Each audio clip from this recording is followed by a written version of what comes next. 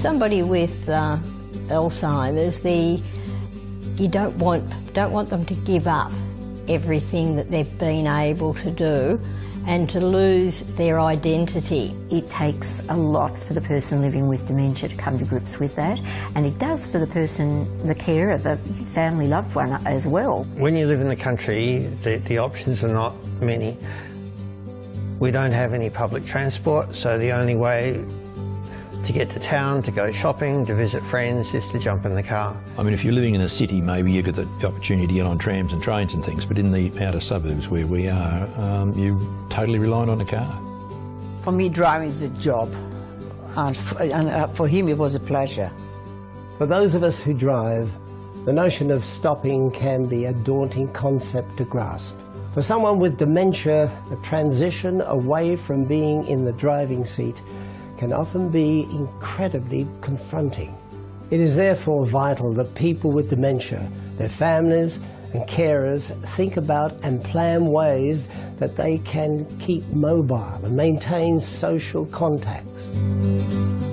I think the most important thing for people who lose their licence is to stay connected with their friends, and so visit the friends however you can do it. If that means somebody else drives, then do it. If that means the friends have to visit you, then do it.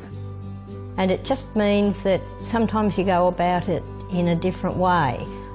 As a couple, we do a lot more things together. Sometimes it means emails or texts or something instead of physical visits. So you've got to try and keep motivated and keep things happening, keep positive, keep looking forward to what you're doing next. Finding out what alternative transport options are available in your local area can also be very helpful. Using them will require planning and will depend on the preferences and abilities of the person with dementia. The company of a carer may also be needed. Alternative transport options to consider include taxis, public transport and local community transport services, which are run through your local council or other agencies. Keep the following in mind when investigating transport service options. Is there a criteria for using the service? How much does it cost? Are there concessions available?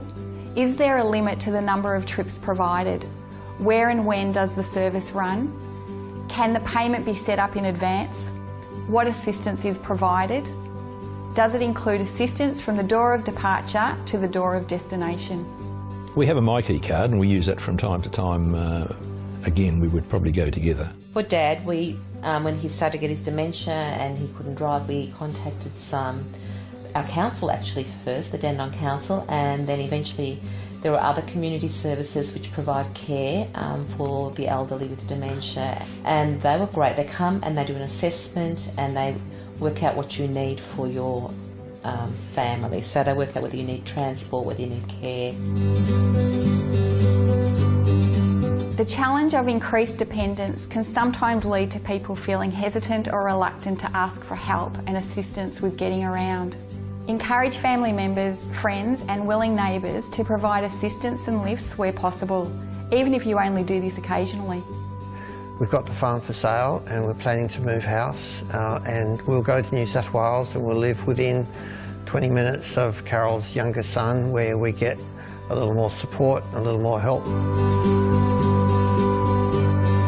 Many people in the earlier stages of dementia can still travel independently on foot or on public transport.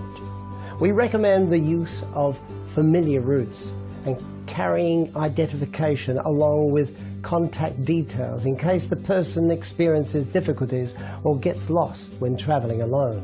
Maintaining physical fitness is very important for everybody, and whatever can be done to provide physical activity, including things like yoga, including physiotherapy in the house, including walking the dog or just going for a stroll, whatever is possible should be done. It may be worth exploring personal GPS devices and mobile phone apps which enable a person's location to be tracked. Gophers, mobility scooters and bicycles.